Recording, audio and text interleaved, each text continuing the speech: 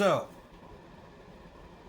from the last video you guys could have seen, priming is complete. So, I did last night to do some testing with some of my airbrush paints just to see, and some base color paints just to see how this would turn out. Now, I have an idea for my sand, the sand look up here. So, the first thing I'm going to do, I'm going to lay down a base of my Jacaro orange in strip layers. So it'll be the darker shade for like the sand shadows of where the light will be coming from. Also, then there will be, I'm going to be doing a tolerance sand by Citadel Colors. This is an airbrush style paint. You still need to thin it a little bit for a low pressure airbrush like the one I'm using here. So that's that. And then lastly, we're going to be doing the Typhon Ash as the last layer, as like the higher points probably. We'll see how it comes out. And then there'll be some, so those are at least my three, those are at least will be my three base colors.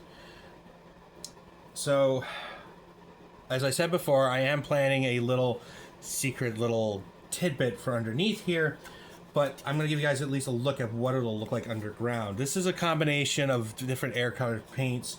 So I started with the Jacaro orange, like I said before. Then I did the darker sand, and I liked how that was looking originally. That's what gave me the idea to do on the surface here. So, but for underground, because that's what it's going to look like. It's an underground piece that's going to be underneath this.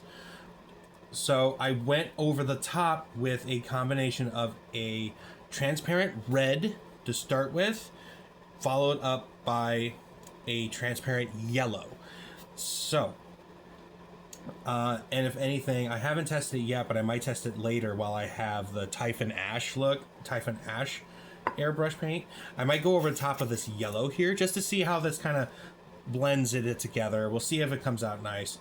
But if it doesn't work the way I hope it does, at minimum at least, I am going to at least do the Jacaro, the Talaran sand, and transparent yellow red and yellow to give it an orange rock, to give it an orange sand rock look that'll be underground. So yeah, just to give you an idea how that looks there. I mean, I kind of like how that came out. I mean, this to me reminds me more of what you would find as like the deserts, like a desert sand rock that you find like stacked high out there. This is just the back piece that I was trying out. Yeah, it definitely comes out more of an orangish red color. So there might be a little, it might look a little, and then this side might have a little more of a might look more brown, but we'll see. Again, in a darker shade, it probably could look a little more brown, but we'll see how it goes. But that's kind of what I got going with that.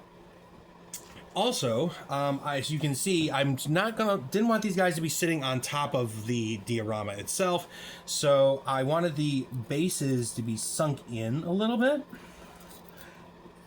So as you can see,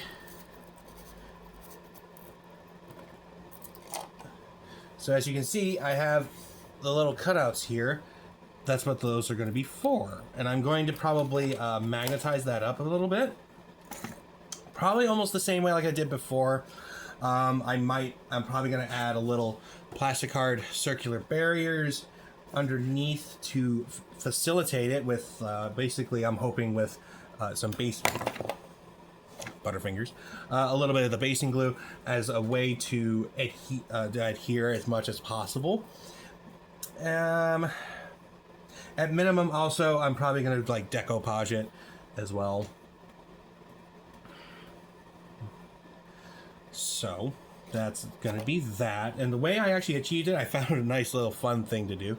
So this is a piece of metal, just regular metal strapping you could find in an auto shop or a hardware store. I just cut it to length and then I made it circular. And I got it to fit at least the tiny bases, and I can also adjust the diameter to fit the larger bases. Now, my other two is going to be a little more tricky because obviously they're square, not round. But it's like they're square, not round. but I think I can still pull it off with a little bit of basically using a hobby knife and basically do it that way. That's kind of the thought and plan today. So I'm hoping to get that accomplished. Maybe I'll get decoupaging on this, on my insert cutouts, on the cutout inserts. And lastly, I'm going to, and then of course, get these inserts taken care of as well. So, yep, so it'll be cutout inserts, decoupage, and then this. That's probably what I'm going to try to get done today, followed by, or at least done in a short period of time, and then later on, I'm going to start painting on this thing, guys. So, let's see how it goes.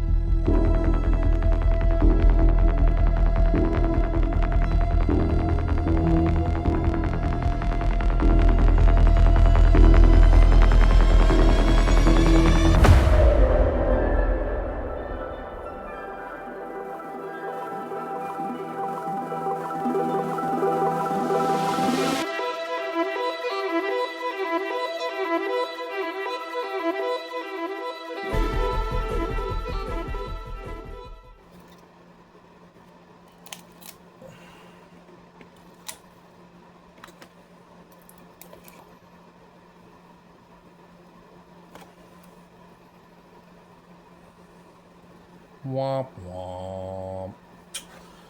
Well.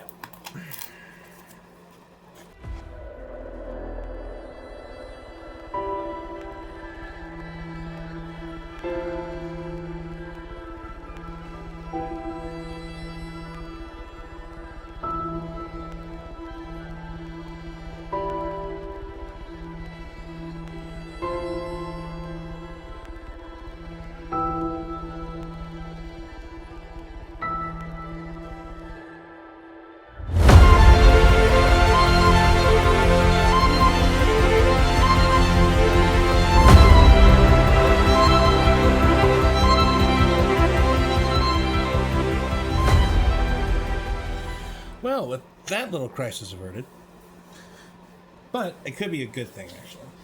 So, now, with some of these, I'm sure you've seen that some of these are deeper than others. Now, there's a reason for that. It's because, as you can see, I have some of these that are already on higher sections here, and I intend to pretty much repaint these. So, repainting some of these black bases and whatnot. But I wanted them at least to have an equal height, and I'm going to incorporate some of it into the look of the diorama. So it's like some of it might be coming over like a sand hill and whatnot, which is kind of perfect. So it's like going to be black. So it's going to be the dark Jacaro orange. So it's literally, I'm painting it striped. So that way I can kind of radiate everything to the higher standard. So this guy would be kind of like, would be on like the hill, like the point of the hill. It's not going to be super high. No, he's not going to be super high, dudes. So that's kind of the idea. So I'm going to integrate that look into these. Then basically these two, since I have these guys here on the smaller ones, I actually wanted to add a little dynamic. I wanted a little height variations. So I'm going to paint these the same color as I was doing at the example I showed at the beginning of the video here. The example of the video, the orangish and browns and reds, onto these to look, basically be the debris, or perhaps even like chunks of this building, perhaps as like it's part of the rubble that's been scattered about, and they're standing on here to get higher vantage points. And also when you look at it, there's a dynamic of heights and everything else. I think it'd be fun to kind of keep the eye going on that. I think it'd be fun. So that's kind of where I'm going at. And yeah, I had to get a little band-aid because apparently I had forgotten one important step. As you might have seen in the video here, basically take your hobby knife and I pre-cut the holes to make this get a bite better, and that way I wouldn't have to slice my thumb. But I didn't slice it too bad, guys. Don't worry, don't panic. I didn't have to run to a hospital. It's fine. Live and learn. So anyway, but that's where I got going. I'm just gonna keep going. I'm gonna decoupage my inserts. I'm still gonna decoupage the inside because I am going to still paint these. I have them blend and basically have it kind of blend together. Yep, I'm going to decoupage it so that way I can still use glue for my inserts here. Now, there are some that I may not need inserts for, but I'm still going to decoupage it anyway to make sure I'm able to lay down some paints. So I'm still going to be still doing that.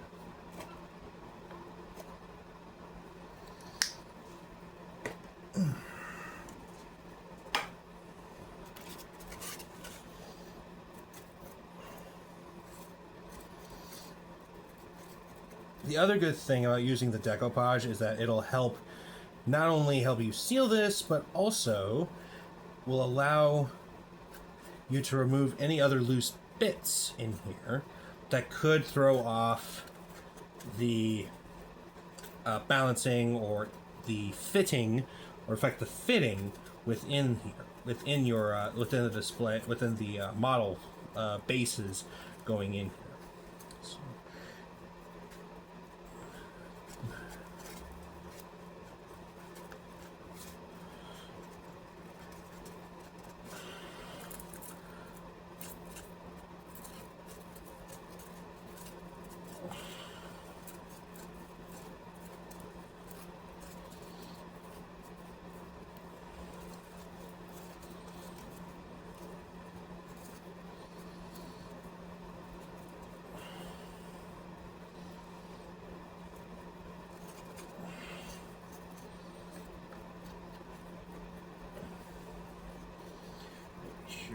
All the way around, using everything I got.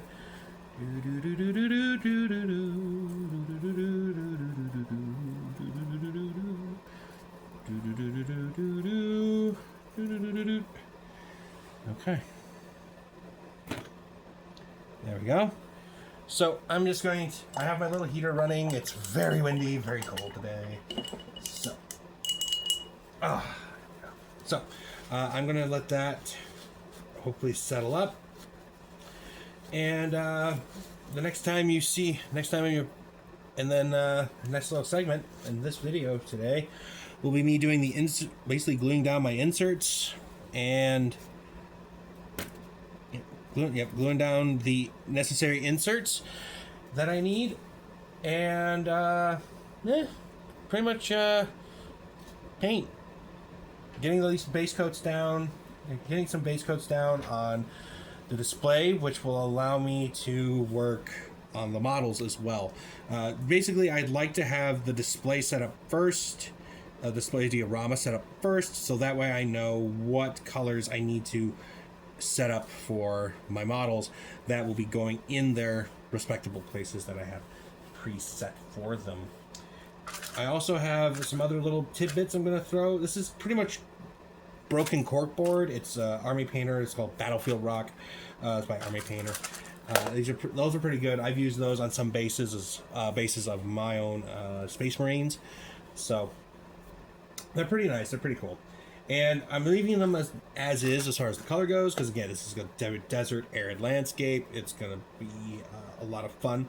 I could also try to use it. I could paint some of it, or try to match some of my stuff here, perhaps as chunks of the building that has gone flying off. But I don't. It's not really big. It's not big enough for that. But you know, but I can use it at least on the underground section that I planned for.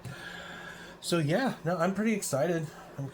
I'm looking forward to seeing how this progresses. I got to keep turning this every so often so that the decoupage doesn't decide to go running out. So we'll see how this goes in a little while, guys, and I will gladly be sharing. All right, be sharing shortly.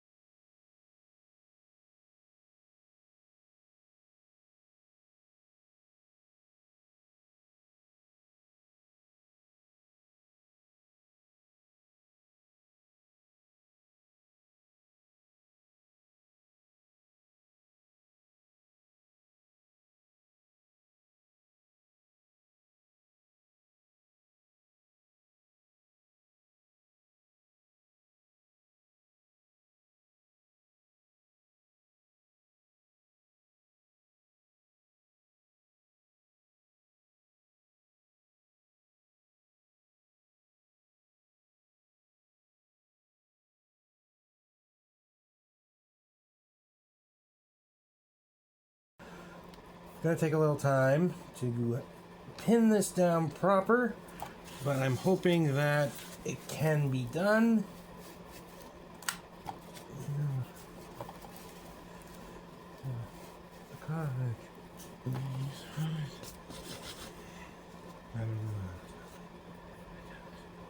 Where should it? So, yep, we'll see how this goes in a little bit. Hopefully, there we go. So it's basically 4 out of 7 that needed some little insert help. That's gonna be a magnetized, but the rest are sitting pretty. So I'm pretty happy about that, and I'm excited about it. I do have some other details I hope to do along the way, like putting maybe a little handcrafted designs on the doors, or at least, and then of course, I'm not gonna make them super pretty because I'm going to riddle it with bullet holes, so to speak. So we'll see how it goes. Okay, so I managed to get the 4 magnetizations done here with also the basing covers. Now I'm going to show you how well this has worked out. So we have them in place. Ready for a little magic trick? Aha! Now, if I shake these will fall off, so I'm not going to do that. But this is exactly what I was hoping for. That at least if it's upside down, or if see a little side jostling, these will pop off. It has to be, but it has to be really, really hard. But even like light jostling kind of puts them out of place a little bit, but I'm okay with that because most of the time I keep these well secured enough that I don't have to worry about them falling over. So that is the plus side. So let me pull these guys off here so we can have a look-see. So underneath each one, I have the magnet on here. These ones are simple, just like the first project I did. I just did a simple super glue, picked a position to make sure it would line up with my little staple rail for the bottom here. So that's what I got for that. And that's the other thing here that I pulled off as well. As you guys seen earlier, just a little hair earlier in the video. Oh no! Oh wait, I didn't do that one. Ha ha! Ha ha ha! I tricked myself. But yes, it was just 4. So that works for that. So just like earlier, I did the basing glue after decoupage. So I decoupaged the inside of all of these in order for me to put the base glue in here so that the porous ability of the styrofoam wouldn't get sucking the glue, ergo not being able to stick to anything. And then each one of these got a little staple piece that I literally cut off with just simple wire cutters, nothing wild and crazy. So that is that. That's pretty much, that is done for me. Now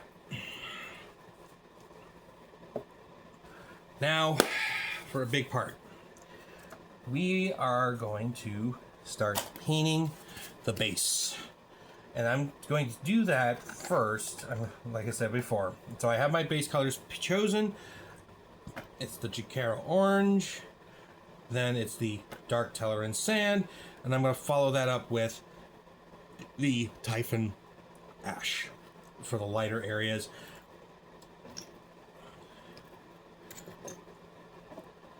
Now I do have different, like I have some Sophia shades and stuff like that, but I'm not going to do anything like that yet. I'm going to at least get the colors on this to get things started, which is what I want. So, pressing on in forward, guys.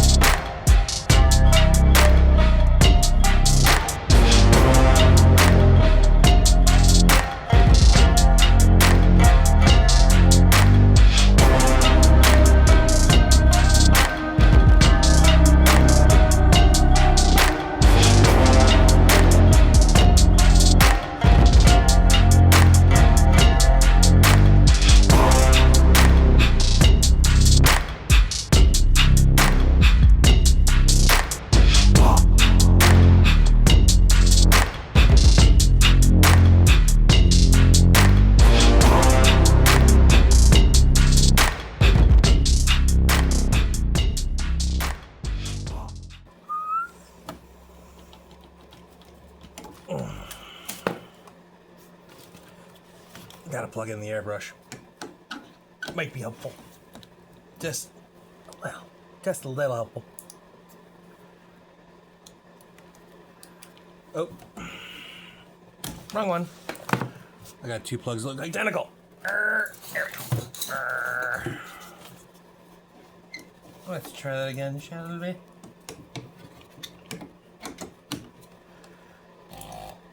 Better. Okay. Oh, okay. Okay.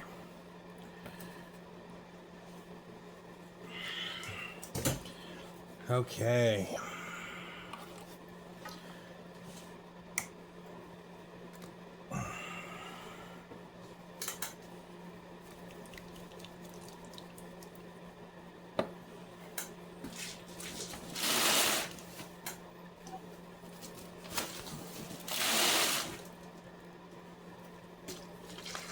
All right, so always good with low pressure airbrushes. Higher pressure, you don't need as much dilution, but with low pressure, I have found a 7-drop reducer, or water is suggested in either case, but it's 7 drops to 1 drop paint. So that's what I'll be doing right now.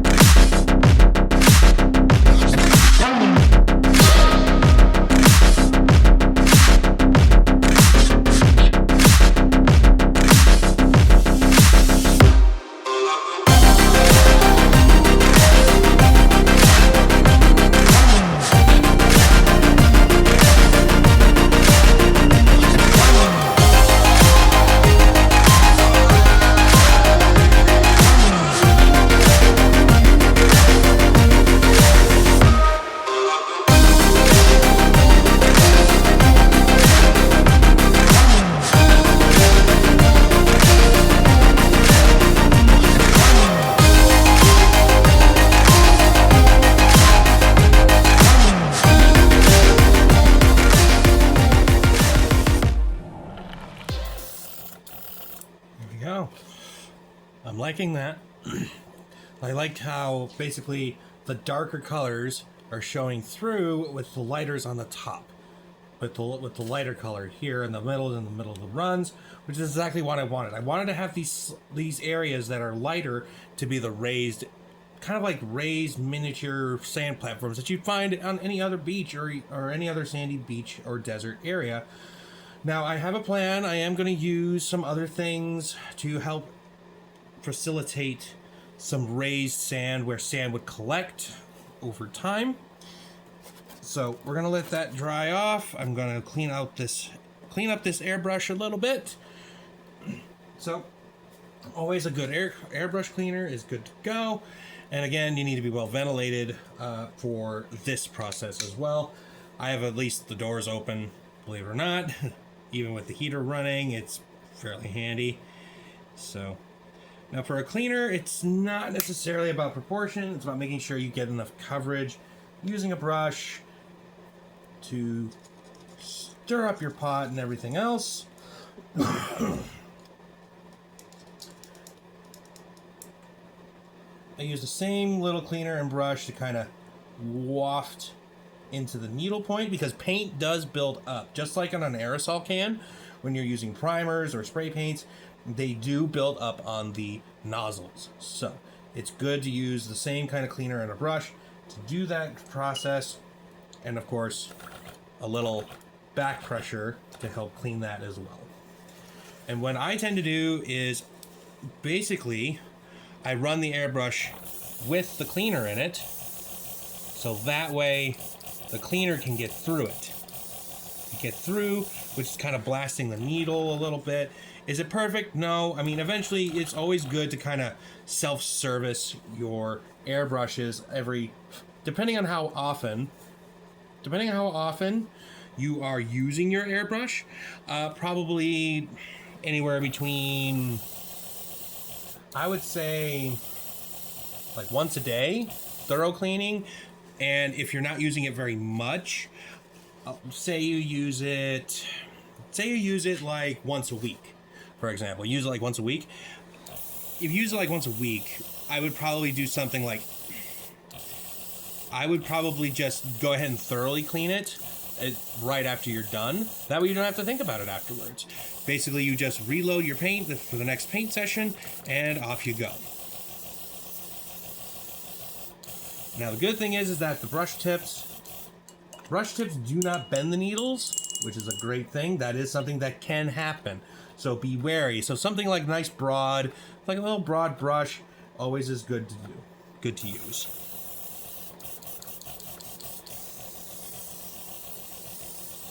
So, like I said, I'm going to finish cleaning this up. I'm going to let this this dry out, and then get ready for the next paint layer. Because I'm liking how this is going so far. I'm looking forward to pressing through it. Yeah. So, be with you in a few. Be with you in a few, guys.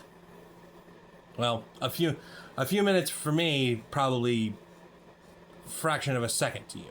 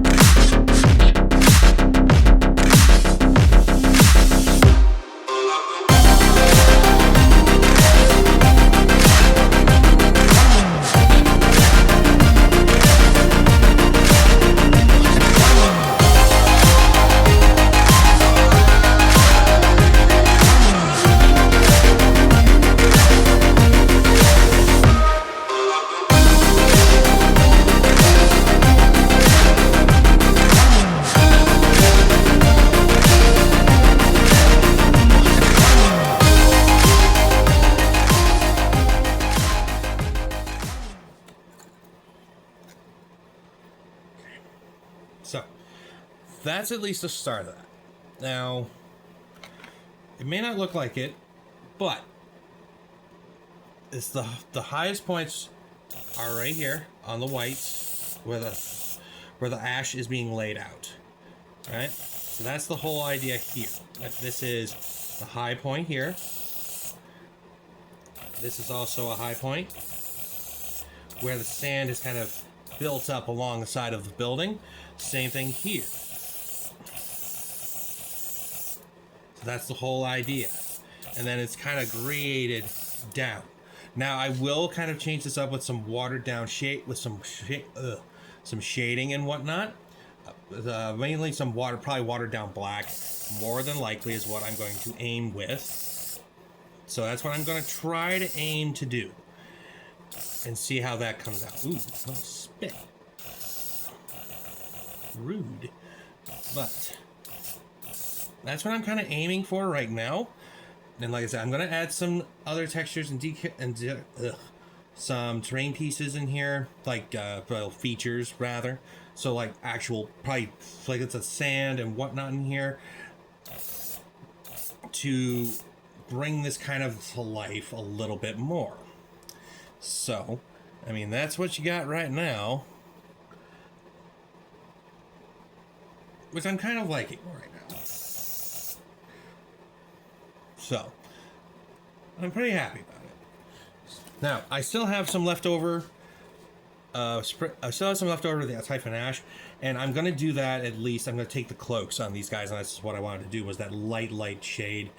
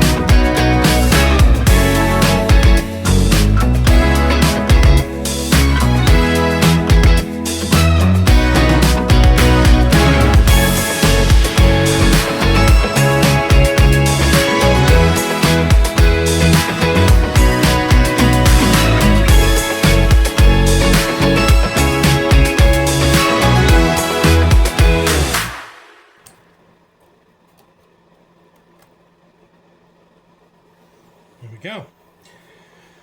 Oh, all right. Oh, my goodness. A lot done.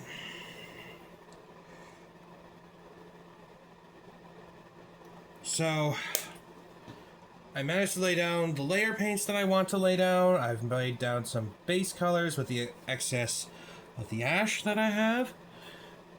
And yeah, so I'm gonna get this cleaned up.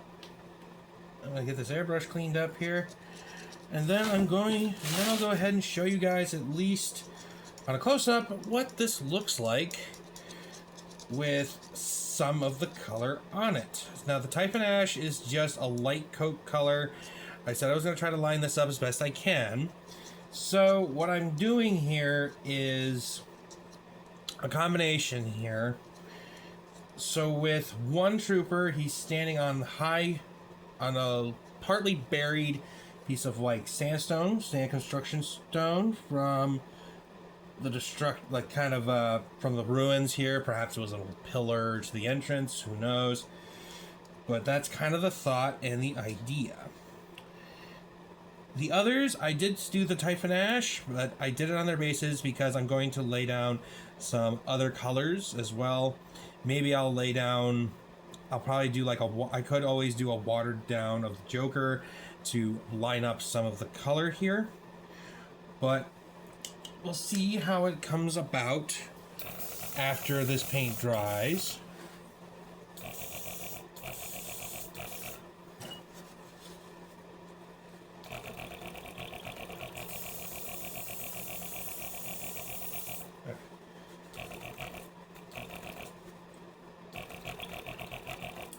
We'll see how it comes out after it dries, but you guys will at least get to see it while it's drying and everything else. So hope you guys have been enjoying this process so far. I certainly have. I'm liking the color scheme I've got going on, so I cannot complain at all about what I have.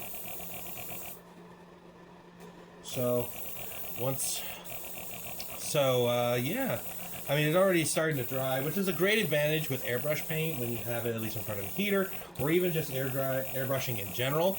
It's thin enough to where it will dry very quickly, but also when you have it thin enough, you can work very quickly. It can dry quickly, which means you are working quickly as well. So that's another good little plus that I have in here.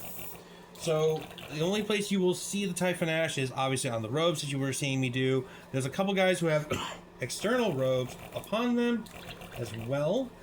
So I wanted to make sure I had that accounted for also. So again, I'm going to get you guys nice up and close to have a good look at these guys. And I think that'll probably be the process for today's video. We'll see how long... Yeah, we'll see how long the video is. If it's not very long, then I'll be able to throw on at least one more piece, which will be my little damaged temple. So we'll see how it goes, guys.